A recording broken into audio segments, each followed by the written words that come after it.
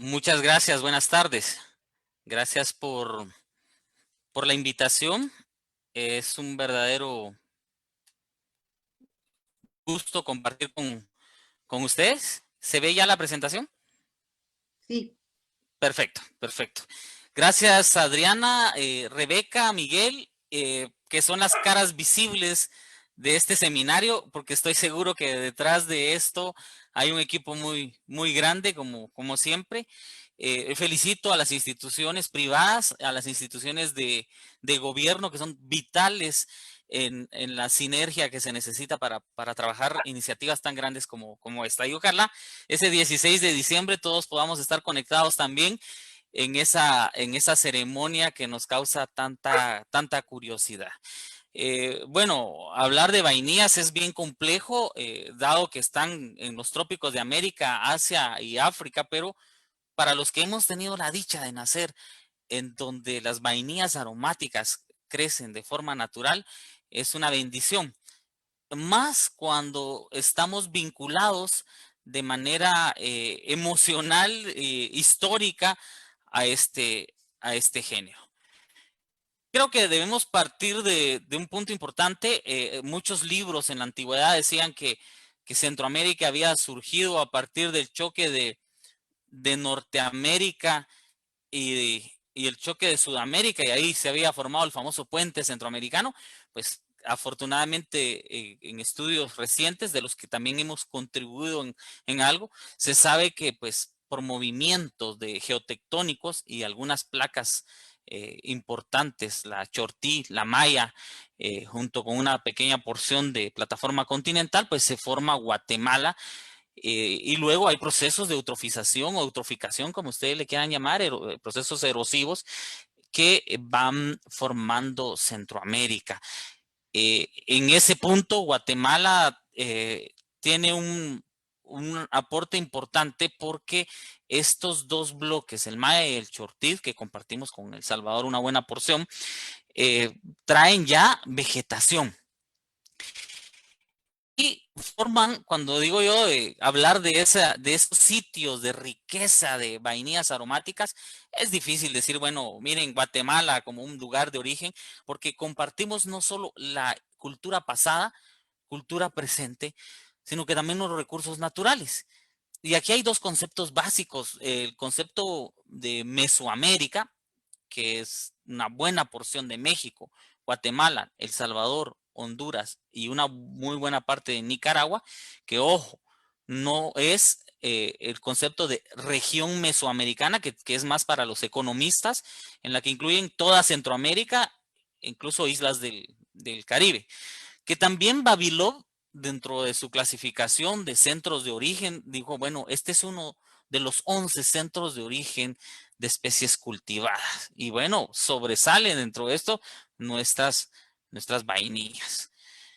Eh, Hemos, digamos, lidiado con una idea de los famosos refugios del Pleistoceno, y no estoy diciendo que en Guatemala no tenga bosques que son refugios del Pleistoceno, pero esta era la idea de cómo había surgido la vegetación en Guatemala. Y nosotros acuñamos un término y una idea, un concepto y una investigación muy fuerte, que son las radiaciones de especiación. Bueno, ahora explico. Sabemos que estas tierras han sido sometidas a los grandes eventos como los de Milankovic. Estamos hablando de las glaciaciones, pero también hay otros eventos no menos importantes, como los eventos sub-Milankovic, 8.2K, Henrik, que también influyeron en estos procesos de selección natural y por lo tanto de la formación de nuestra vegetación. Y aquí debemos explicar que, digamos, en las últimas glaciaciones, la capa de hielo laurentino no alcanzó Guatemala. Pues llegó a partes de México, pero no alcanzó a Guatemala. Pero pues hubo una cobertura de nieve considerable, pero aún así permanecieron visibles eh, montes o regiones con bosque, los famosos Nunatak, que sí se volvieron una especie de isla en los procesos de especiación. Y luego, pues al retirarse el hielo, pues se dio la posibilidad de que nuevamente se diera la conquista de la vegetación, pero pasando por procesos de especiación vegetal diversos. Incluso para los eventos Milankovic, para algunas, la Older Dryas, la Younger Dryas, que las últimas glaciaciones, se presentaron etapas intermedias, la Vole, la Aleró, que fueron etapas de sequía que también permitieron que se diera ese proceso de selección natural. Yo voy a explicar porque han habido muchos eventos que han ayudado a dar esta característica a la vegetación guatemalteca. Pero uno de ellos es la famosa explosión de los Chocoyos. Es la explosión volcánica más grande que se ha dado en el continente americano, una de las más grandes en la historia del planeta, y dejó un agujero tan grande que ahora pues es el famoso lago de Atitlán, es la caldera de Atitlán, y en los bordes de esa explosión podemos observar algunos volcanes de los más grandes de Centroamérica. No los más grandes, pero sí de los más grandes, porque obviamente el Tacaná y Tajumulco, pegados a México, son los volcanes más altos. Pero ¿por qué es importante los Chocoyos? Los Chocoyos es una explosión que termina con casi un tercio del territorio nacional. O sea, desaparece la vegetación y sobre ella se deposita una enorme cantidad de bueno, rocas, obviamente, ceniza volcánica, que fue tan grande la explosión que estas cenizas se han encontrado en el estado de la Florida y también se han encontrado en Colombia, para que se vean las dimensiones. Pero bueno, al desaparecer y pues depositar un nuevo material geológico, también se dan condiciones para que la conquista vegetal, estos procesos de sucesión vegetal, se den con vegetación pues diversa y diferentes a los que se habían dado en la antigüedad. Y esto, insisto, es solo para dar un pequeño ejemplo de todas estas radiaciones de especiación, como le llamamos ahora, que han formado la vegetación guatemalteca. Bueno, ¿qué tenemos ahora? Bueno, hay un sistema de clasificación de zonas de vida. Este sistema lo creó Leslie Holdridge. Leslie Holdridge hizo un sistema genial basado principalmente en humedad, en precipitación, en biotemperatura, pero tomó en cuenta otra serie de factores. Y bajo este sistema, René de la Cruz, por cierto, una persona de aquí, de mi ciudad de Cobán, después de 10 años de exploraciones, dijo, bueno, hay 14 zonas de vida. 10 años de tomar datos de campo, 10 años de sentarse y escribir y determinar que este territorio es el que se presenta como grandes composiciones climáticas. ¿Qué es lo interesante? Bueno, tenemos un sistema de precipitación pluvial muy alto. En más o menos la mitad del territorio tenemos 11 meses de lluvia. Y si lo entendemos así, esto también coincide con el 60% de la diversidad biológica y la biodiversidad vegetal. Entonces, también la condicionante de precipitación pluvial es importante. Y nosotros estamos ubicados acá. Coincidentemente, la mayoría de especies, ya vamos a ir explicando, se encuentran en esta región. Por el momento, tenemos una especie acá y, y una especie que está en la costa sur, que viene de México hasta El Salvador también, Manila inodora. Pero bueno, ya vamos a hablar de ellas. ¿Qué ha, qué ha ocasionado? Bueno, un paisaje en el norte, un paisaje kárstico que también ha apoyado estos procesos de especiación porque el paisaje kárstico, cuando se dan las dolinas, los hundimientos, eh, provocan el aislamiento, barreras geológicas que hacen que un grupo de especies se aísle y empiece pues procesos evolutivos únicos.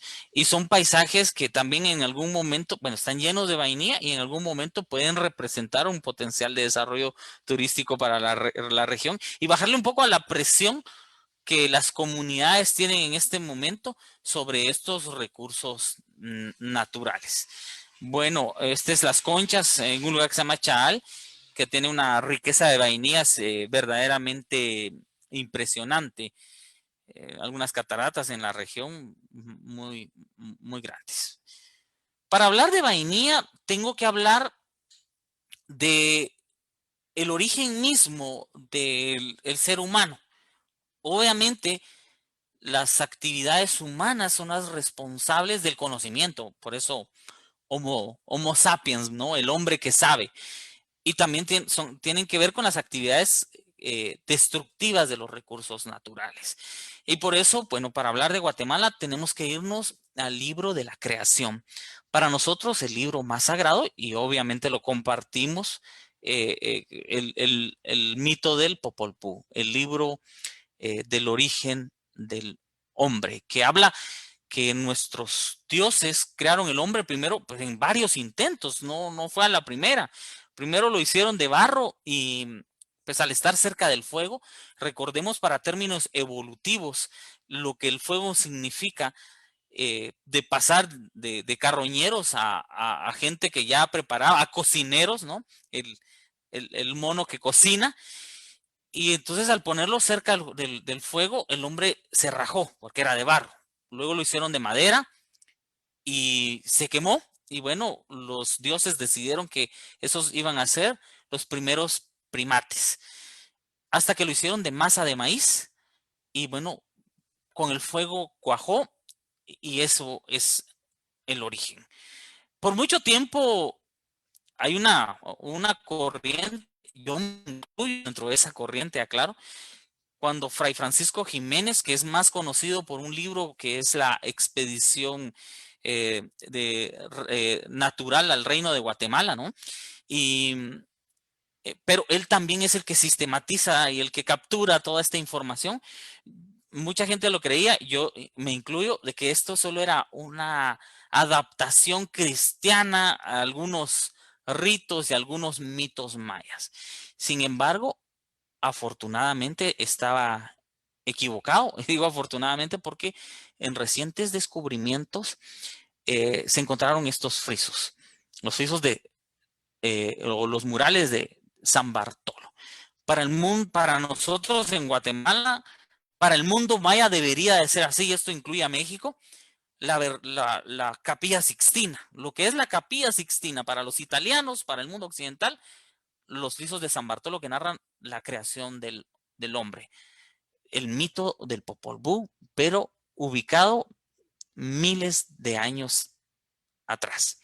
Esto fue verdaderamente impactante para la fortaleza que tiene la cosmovisión maya en nuestro país. Bueno, incluso hay pasajes escénicos muy bonitos que tienen que ver con el mito del Xibalbá, que el mundo cristiano dice, bueno, el infierno, pero no. El Xibalbá es un concepto bien diferente, es el inframundo en el que también hay dioses. Bueno, esto es importante mencionarlo porque uno entra a estas cuevas llenas de pinturas mayas, uno va caminando por el bosque y es frecuente encontrarse estructuras mayas.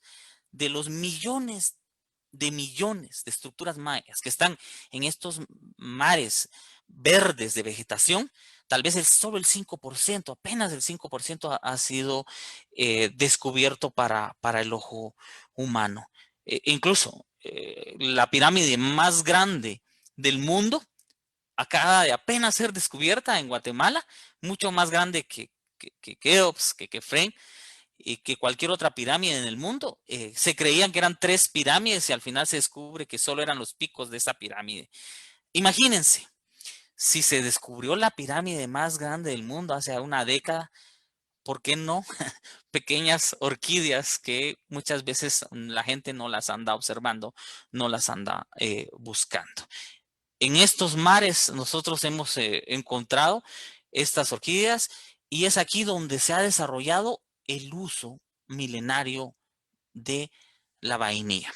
Uso que hasta la fecha algunos clanes siguen utilizando. Yo tal vez lo voy a enfocar por lo que representa para mi historia eh, a la cultura K'chi, que es la cultura maya que va en expansión. Ahora ya tienen buena parte de México, están en el 80% de Belice y obviamente en Guatemala. Es una cultura que se dedica a la agricultura, pero que todavía obtienen muchos de sus recursos naturales producto de la colecta y de la caza. O sea, como actividades muy primitivas. Y dentro de lo que colectan está el famoso Chesibic. Chesibic es como le llamamos en maya quechí a la vainilla. A partir de 1857 se establece el periodo liberal o la época liberal en Guatemala y es en este momento cuando una gran cantidad de europeos empiezan a venir a la región y deciden sistematizar varios cultivos. Ellos obviamente traían el café, el cardamomo que le sigue dando a estas tierras. Somos el mayor productor de cardamomo a nivel mundial, aún más que la India, que es de donde es originario.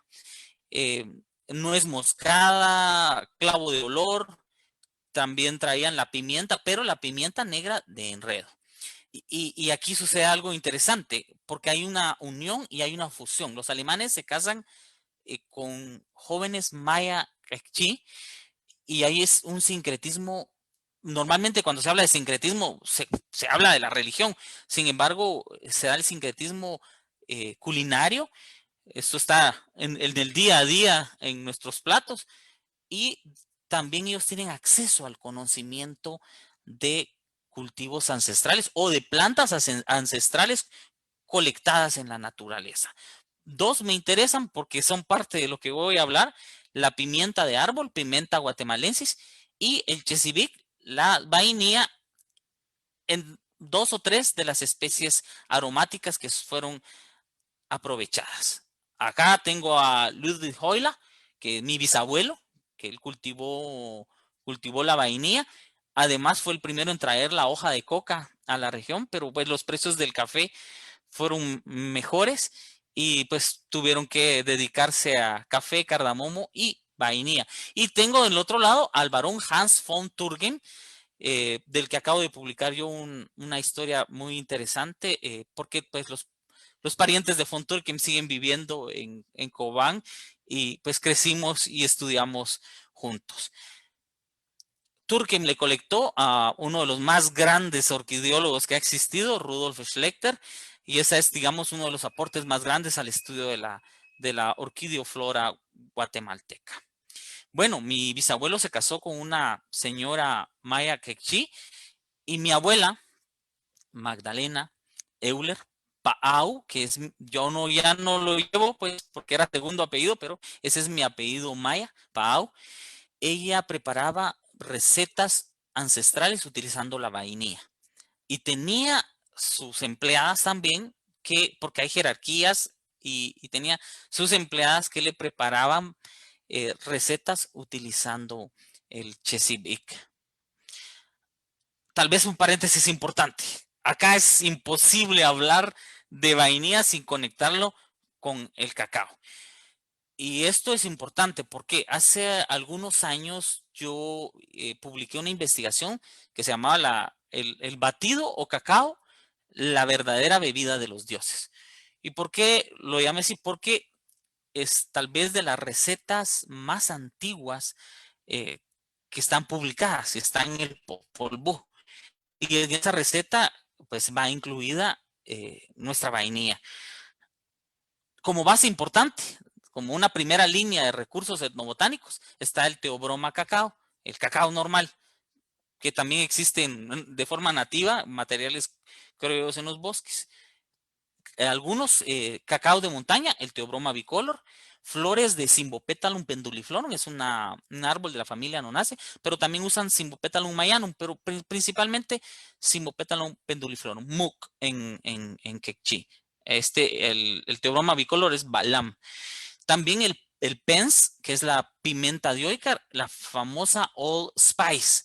Ese es el famoso producto para hacer los perfumes, la pimienta guatemalensis, la pimienta de árbol, que como le digo, es diferente a la pimienta negra, que es así, es un enredo que viene de la India.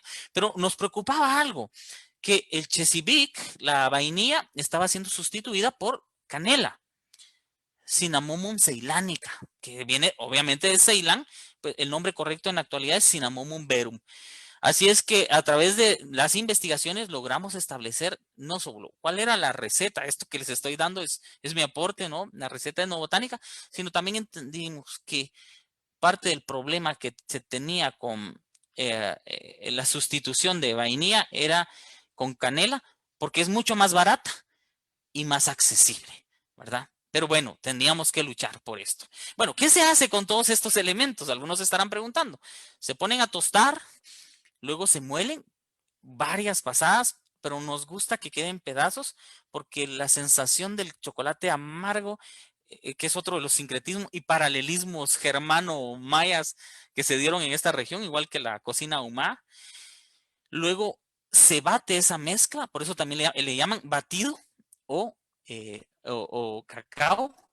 Se ve en un recipiente que en maya se llama buklev. Y luego se coloca la pasta, que normalmente se deja orear toda la noche hasta que forma una grasa eh, eh, importante ahí. Y se pone con agua muy caliente hasta que se forma esta masa, esta pasta. Se coloca ahí con el agua caliente y es realmente una cosa de otro mundo. Pues una bebida para los dioses. Y digo para los dioses no solo porque el sabor es especial, sino porque se utiliza para el Pabank, que es una fiesta que dura 3 días. Es una fiesta de comida y bebida de 3 días. Eh, y bebida no solo cacao, sino bebidas alcohólicas. Es realmente algo muy especial. Tenemos 250 bank en mi región. Es decir, podríamos pasar todo el año en parranda, en fiesta, en paván, pero obviamente hay que investigar orquídeas, no se puede.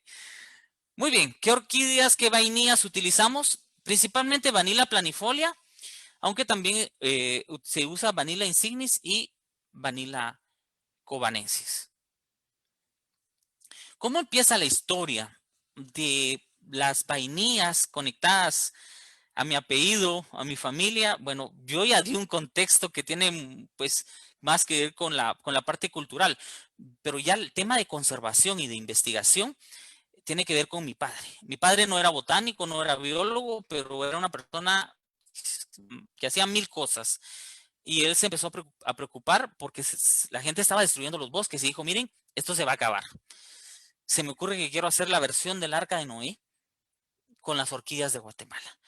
Pues si no le hubiera llamado, le llamó muy lindo, porque si no le hubiera dicho, mire, voy a hacer un banco de germoplasma de la familia Orquidaceae, hubiera sonado muy técnico, pero él construyó y sentó las bases de una colección importante. Rebeca ya lo mencionaba, 35,000 orquídeas rescatadas de los bosques talados, porque tal vez eso me faltó comentar.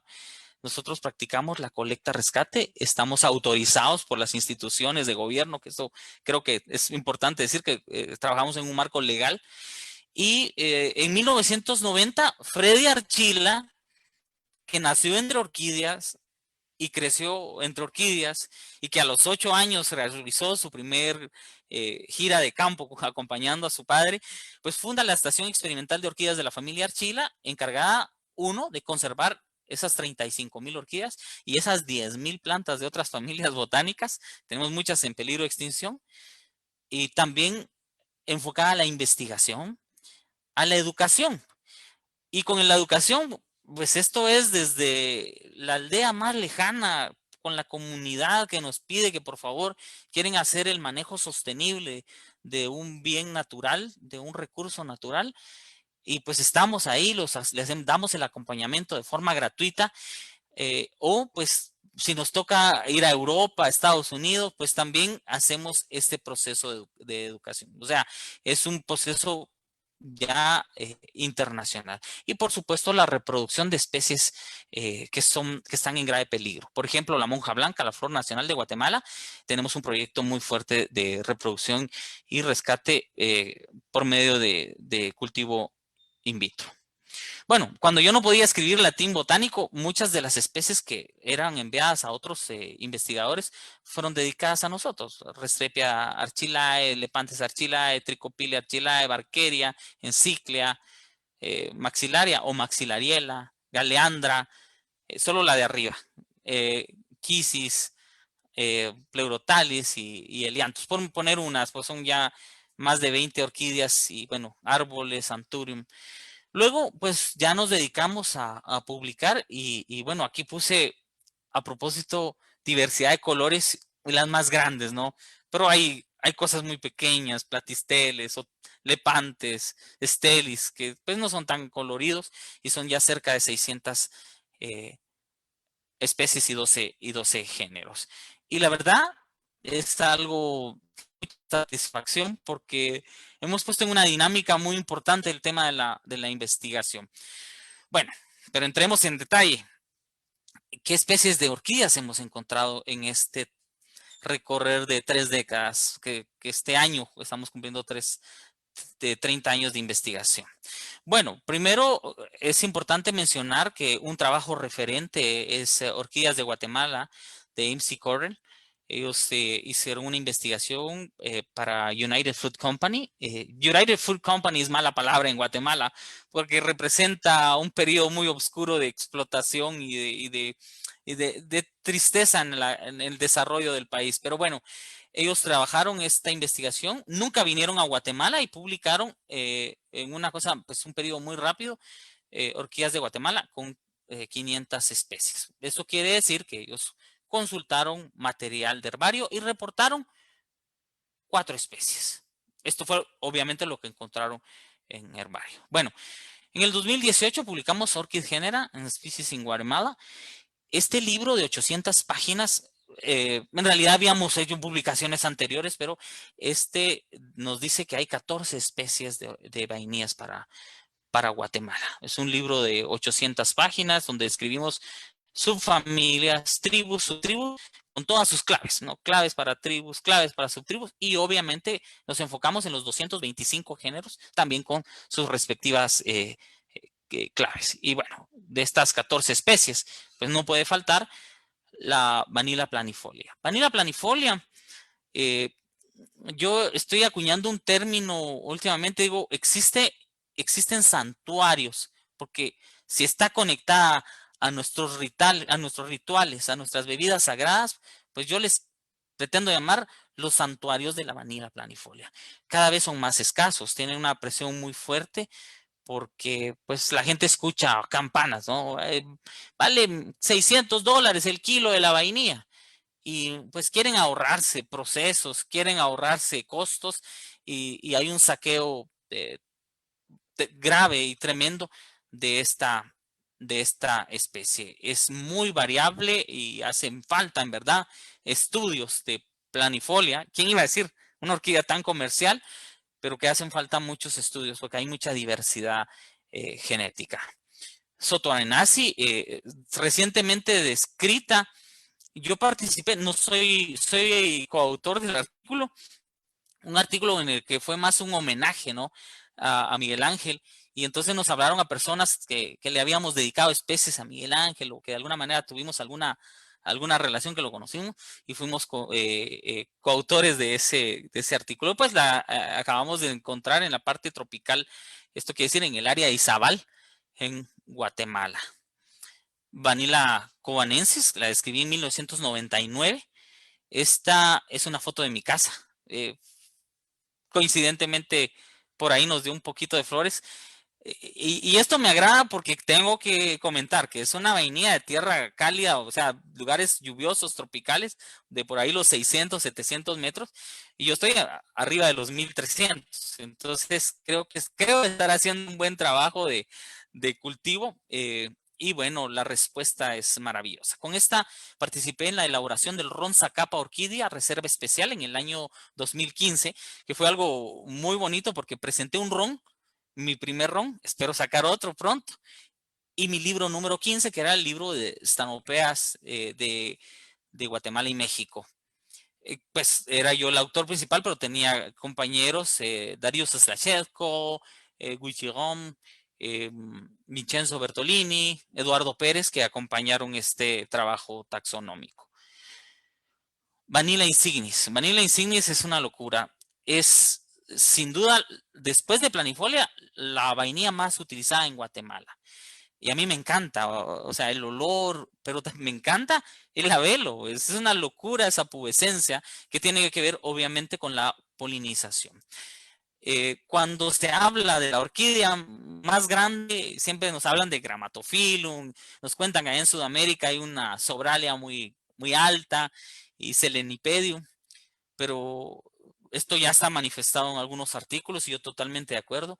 Es impresionante ir por el bosque abriendo camino y de repente encontrar con Vanilla insignis plantas de 100%, de 10x10, de 300x300. Y entonces cuando se habla de la orquídea más grande del mundo, yo siempre he dicho y creo que esa se llama Vanilla insignis. Esta es una fotografía de la velo que le digo, me encanta porque es una, yo le digo, es una locura. Y para que la gente, porque sé que hay de todo tipo, no solo son profesionales que tienen que ver con ciencias biológicas, para que la gente entienda, este labelo, evolutivamente hablando, es una adaptación para que el insecto primero sea atraído, para que lo localice y luego para que ingrese al labelo y polinice la flor.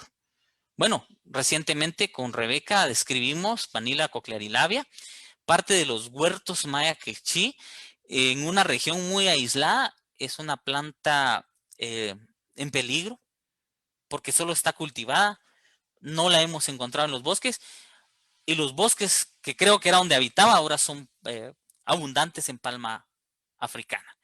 Así es que tenemos que trabajar. México, Guatemala tiene que trabajar para el rescate de estas especies. Odorata, a pesar del aroma tan exquisito, no la cultivan. Solo se encuentra en, en los bosques. Y muy restringida, por cierto, a la frontera con México, por lo menos en la parte que yo la he encontrado, en el área de Alta Verapaz y el área de Quiché. El híbrido de Odorata planifolia, la famosa tahitiensis, también con alta presencia. Recientemente describí Rebeca, dedicada a la doctora Rebeca. Era lo mínimo que podíamos hacer por todo el trabajo que ha hecho para México, pero en realidad no es para México, no es para el mundo. El aporte que ella realiza con este trabajo de vainillas, ¿no? En peligro de extinción. Y pertenece a ese grupo llamado por ahí en algunos textos membranáceas, o sea, sé que no es lo correcto, ¿no? Porque debería ser el grupo verdadero vainilla, pero que irónicamente son las que no huelen. Es decir, las vainillas de hoja ancha, en grave peligro de extinción. Inodora, que también pertenece a estas, nosotros les llamamos por costumbre de tantos años las membranáceas, ¿no? Que también la hemos encontrado en la costa sur de Guatemala. Y pues, esos sépalos y pétalos colochos son realmente atractivos. Una especie que describí hace varios años, guatemalensis, tampoco tiene aroma, solo da una abundancia de flores que es un espectáculo. Harty, que es la locura. Miren, yo la encontré en la franja transversal del norte, que es el área petrolera de aquí de Guatemala, y en un remanente boscoso ver una vainilla tan pequeña que da en grupitos de 2 o 3 flores y habían como 200 flores en ese momento. Entonces me impactó mucho. Tal vez habíamos caminado en la selva también mucho y este fue mi primer encuentro con Harty. Huele, pero tampoco es cultivada ni siquiera en los huertos etnobotánicos maya Ekchi. Faeanta, muy del norte de Guatemala, muy de Petén, muy rara. Esquipulensis, esta la describimos y recuerdo que había un nombre, Miguel decía que la quería nombrar Vanilla Hammerly en honor a un mutuo amigo, Fritz Hammer. Incluso hubo un texto donde él lo colocó, pero no fue publicado. Bueno, hicimos los estudios y empezamos a ver diferencias, sobre todo en el tubo. Un tubo bastante recto, eh, un labelo en el ápice bastante estrecho y una enorme cantidad, aquí no se puede apreciar, de papilas en el ápice del labelo, pero sobre todo un labelo que al extenderlo muy irregular. Entonces la encontramos en un bosque xerofítico del área de Esquipulas, en donde la gente, tal vez sería el único uso diferente a fabricar una bebida, la gente colectaba los frutos, los ponía a secar y luego los ponía dentro de sus puros, en los cigarros artesanales, para darles el aroma. Pompona, bueno, contrario a lo que pasa en México, Pompona es muy rara. O sea, sí existe en bosque, pero en cultivo más está, creo yo, por accidente. Hay miles y miles de plantas y de repente una plantita de pompona que a la gente le gusta por el tamaño de las hojas, pero muy poco cultivada. Bueno, las amenazas. Obviamente, como todos los recursos naturales en Guatemala, la principal amenaza es la destrucción de los ecosistemas. Acá ya les mencionaba la palma africana, pero también la sobrepoblación. Ese crecimiento poblacional desmedido ha provocado pues, que la gente tenga que ir avanzando. Ese avance de esta frontera agropecuaria nos ha ocasionado un daño tremendo. Y hemos perdido especies, incluso una vainilla de flores rojas, que yo he regresado muchas veces al área y no la volví a encontrar. No la preservé, lamentablemente, y bueno, esta área está cubierta ahora eh, de caña de azúcar y de palma africana. Eh, Sueño, en verdad, con encontrar por ahí perdido una plantita, pero eso lo veremos. Que un murciélago nos haya hecho el favor de dispersarla en el tiempo adecuado. La otra, bueno, otro problema y otra de las amenazas es el saqueo. Bueno, normalmente en orquídeas decimos destrucción del hábitat y saqueo para coleccionistas ilegales. Y bueno, en vainillas cambia un poco el orden, eh, pero siempre está presente el saqueo para los coleccionistas ilegales. Segundo, el saqueo para plantaciones. Tristemente hay gente especializada en ir a sacar del bosque para venderle a proyectos de desarrollo. Le venden a comunidades, pero no solo va a planifolia. Ahí van incluso las membranáceas que no les van a producir aroma. Ellos sacan un plata y la gente engañada a los 5 o 6 años se decepciona porque pues el negocio, la vainilla no era como lo creían y pues abandonan y cada día hay más gente decepcionada y más recurso natural perdido. Y la tercera causa, que es una que hemos detectado, es el saqueo científico. Resulta ahora muy frecuente encontrar universidades ligadas y algunos investigadores a saqueadores de plantas. Y es increíble, uno solo tiene que agarrar los expedientes de la Fiscalía de Narcoactividad y Delitos contra el Ambiente y confrontar los apellidos con la coautoría de algunos papers de universidades y encontrar que es lo mismo. Y bueno, se están llevando para otros países estos materiales por una publicación científica a veces. Y eso es triste porque en verdad la investigación debería estar de la mano de la conservación. Y si hay investigación y conservación, pues podríamos hablar nosotros del aprovechamiento sostenible de los recursos naturales.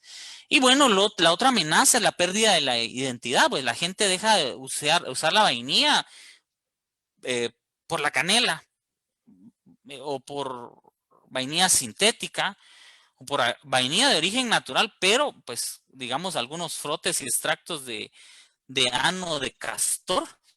Y bueno, es lo que encuentra uno en el mercado. Casi no encuentra vainilla natural y la gente está haciendo los pastelitos y los helados con esto. Y esto es parte del concepto del rescate de especies, porque rescatamos cultura, rescatamos identidad, fortalecemos el porqué y la razón del porqué de la cultura. Cuando la gente se niega en un mundo globalizado en que nos dicen, no, no, no, hay que interconectarse y tienen que desaparecer todos estos idiomas y estas tradiciones y debe haber una cultura universal. Bueno, la pandemia nos vino a enseñar que también nos puede volver universales otras cosas. Pues yo pienso que sí rescatamos y le damos valor a los recursos naturales, le damos valor al conocimiento ancestral. No todos son malas noticias, afortunadamente. Descubrimos recientemente el registro de una orquídea más antiguo, de miles de años, y por eso entonces yo con toda confianza digo un uso milenario. Y para nuestro beneficio, pues resulta que la plantita enredadera y la flor corresponden a una vainilla. Entonces esto de hace casi 2000 años es el registro más antiguo de una orquídea en América. El registro más antiguo de vainilla en recipientes donde se fabricaba, por cierto, chocolate, porque el cacao y la vainilla están de la mano. Así es que esto es una buena noticia. No lo hemos publicado. Rebeca, te voy a invitar a que seas coautora de este hallazgo porque vale la pena y esto hay que hacer la sinergia respectiva y son de las cosas que en este seminario se tenían que dar a conocer. Son de las buenas noticias, perdón. El otro es que estuvimos lidiando con una vainilla hermosa de frutos gigantescos, muy aromática, 30 centímetros los frutos de largo, glauca completamente cubierta de ese polvito glauco. Y bueno, por ahí dijimos, es una nueva especie. Sin embargo, al hacer los estudios moleculares, pues resulta que es una planifolia y que está metida dentro de las planifolias. Entonces, vamos a hacer otras pruebas más, pero por lo menos es una subespecie, ¿no? Es un clavo bien definido, adaptado a montañas altas y lluviosas. Esto también dentro de poco será publicado ya con su respaldo molecular. Y esta es de las buenas noticias con las que yo quería terminar esta charla.